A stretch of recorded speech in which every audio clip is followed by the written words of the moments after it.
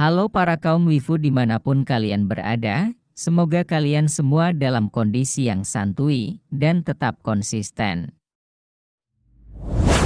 Diperlihatkan Admiral Ryokugyu yang merasa terancam, dengan aura intimidasi yang kuat dari Akagami no Shanks, yang membuat dia harus mundur dari negeri Wano.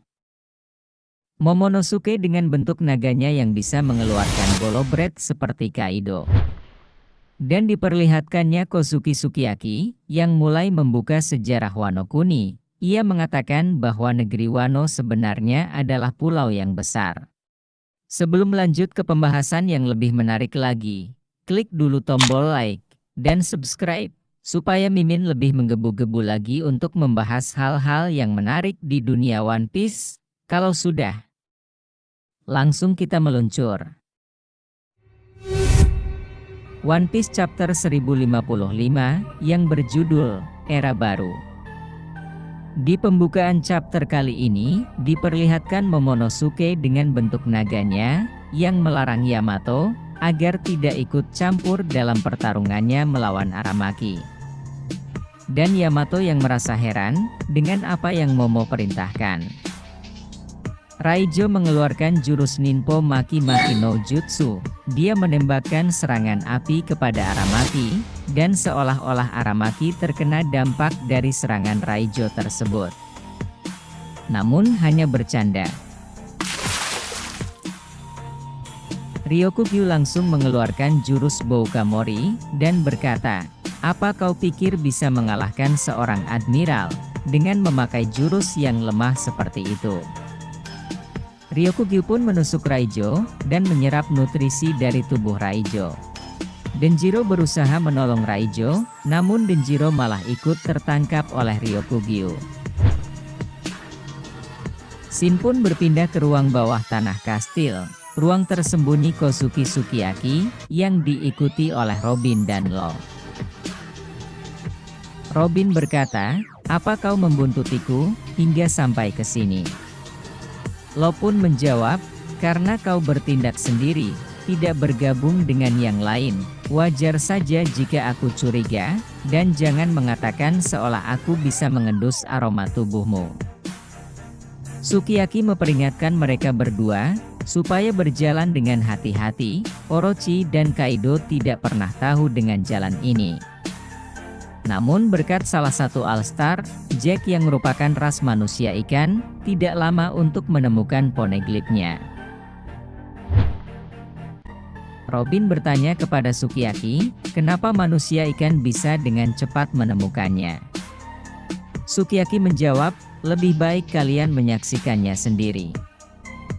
Lo berkata, sampai mana kita akan terus ke bawah? Lalu Sukiyaki menceritakan kisah beberapa ratus tahun yang lalu. Robin kembali bertanya, dari mana munculnya semua cahaya ini? Sukiyaki menjawab, itu karena adanya balok kaca yang ada di dalamnya, cobalah lihat keluar. Kita sudah berada di bawah laut. Law dan Robin pun penasaran dan saling berebut ingin melihat duluan. Mereka pun tercengang dengan apa yang mereka lihat, bahwa di dalam laut terlihat negeri Wano. Sukiyaki berkata, itu adalah negeri Wano 800 tahun silam. Lo berkata, apa artinya ini? Sesuai dengan ucapanku, namun apa yang telah terjadi di masa lalu? Aku sungguh tidak mengerti. Sukiyaki bercerita, dulu terdapat gunung raksasa, yang bernama Fujiyama, lalu negeri Wano berada di bawah gunung itu. Robin berkata, karena di sekitarnya bukanlah air laut, jadi bentuknya bisa tetap bertahan, yaitu Wano yang sekarang. Benar sekali, ucap Sukiyaki. Mereka bertiga pun sampai di tempat poneglyph berada. Robin mulai melihat poneglyphnya. Dengan ini sudah terkumpul 3 salinan poneglyph, tinggal 1 poneglyph lagi untuk bisa mencapai Laugtel. Mereka akan menemukan senjata kuno Pluton, namun Sukiyaki sendiri tidak pernah melihatnya, sehingga Sukiyaki tidak bisa memperlihatkannya. Sukiyaki berkata, untuk mengeluarkan Pluton, tembok yang menghalangi harus terlebih dahulu dihancurkan. Berarti membuka pembatasan sama artinya dengan menghancurkan tembok yang melindungi Wano, barulah Pluton bisa dilepaskan. Cuma itu yang bisa kusampaikan sebagai keluarga Shogun, dan apa yang Oden pelajari di dunia luar, aku sama sekali tidak mengetahuinya. Shin pun kembali berpindah ke tempat di mana pertarungan Momo dan yang lain melawan Ryokugyu. Ryokugyu pun berkata, tidak ada yang bisa melawan kekuatan alam.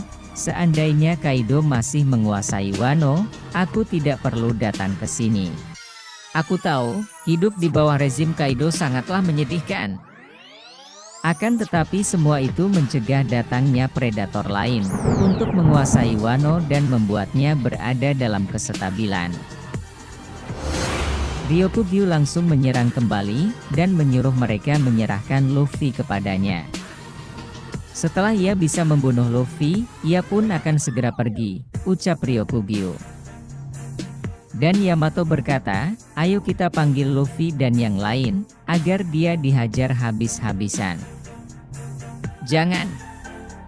Kamu pun tidak boleh menyentuhnya, kau telah terkurung begitu lama di Onigashima. Sekarang kau bisa bebas, ucap Momo kepada Yamato. Aku tidak mau menodai kebebasanmu. Selama ini aku hanya bisa bergantung pada Luffy, Zoro dan yang lain. Kali ini kami harus membuktikan bahwa yang tersisa di negeri ini mampu menahan serangan musuh sendiri. Semuanya terkagum mendengar ucapan Momo. Momo kembali berkata sambil menangis. Bila kami masih bergantung pada orang-orang yang akan pergi, kami tidak akan berani menatap kalian, dan kami tidak pantas berkata bahwa Wano akan aman bersama kami. Yamato juga ikut terkagum melihat Momo. Sekarang enyahlah kau pohon iblis, ucap Momo kepada Ryokugyu, dan Ryokugyu menjawab, ternyata kau hanya seorang bocah yang cengeng, seekor naga pun bisa sehina ini. Aku bilang pergi, ucap Momo, sambil mengeluarkan semburan api. Di sini Denjiro pun berkata, bahwa serangan Momo sama seperti serangan yang Kaido punya. Momo terus menyerang, hingga telak mengenai Ryokugyu. Tenanglah dasar sinting, ucap Ryokugyu. Yamato berkata, ini hebat, Momo bisa mengendalikan wujud naganya, meski perlu latihan lagi supaya sasarannya bisa lebih tepat. Semuanya panik karena Momo terus mengeluarkan semburan api, hingga membuat Ryokugyu terbakar habis, dan Ryokugyu pun berkata, sungguh merepotkan, apakah dia berniat membakar seluruh kota? Karena kau benar-benar melawanku dengan kasar, akan kutusuk wujud nagamu, dari mulut hingga menembus ekormu. Namun Ryokugyu sontak berteriak ketakutan, dia merasakan adanya orang hebat yang sedang mengintimidasinya dengan Haoshoku, dan ternyata aura Haoshoku itu diciptakan oleh Akagami no Shanks, dari jarak yang sangat jauh. Benar-benar Haoshoku yang sangat mengerikan dari jarak sejauh itu, bahkan seorang admiral pun merasa terancam. Di sini bajak laut Akagami diperlihatkan, krunya berkata, bos jangan asal mengeluarkan haki yang besar begitu. Banyak anak baru yang pingsan. Shanks pun berkata, aku tidak akan menyebut kalian angkatan laut. Kalian yang pengecut dan licik atas tindakan sekarang ini, kau pasti setuju bahwa tidak bagus menyerang tunas-tunas ini. Di saat mereka kelelahan setelah pertempuran lama, dan menciptakan sejarah bajak laut. Apakah era baru, sebegitu mengerikannya buat kalian? Ucap Akagami kepada Ryokugyu. Dan Ryokugyu pun menjawab sambil mengangkat tangannya, aku mengerti, aku juga tidak ingin buat masalah dengan kalian untuk saat ini. Akhir halaman pun ditutup dengan menyerahnya Ryokugyu, dan diperlihatkannya Yamato yang sangat senang, dan Momo yang terharu. Dan di sisi lain di tempat Luffy dan yang lainnya sedang berpesta, mereka juga merasakan aura haki yang dibuat oleh Shanks. Luffy hanya tersenyum lebar, dan mengatakan, karena aura haki itu tiba-tiba wajah yang aku kenal ada di kepalaku. Mohon maaf bila ada salah kata dalam apa yang Mimin sampaikan, Mimin hanya manusia biasa yang sedang belajar berkarya. Terima kasih bagi yang sudah menyimak dari awal sampai akhir, ikuti terus channel Kaum Wifu dan sampai jumpa.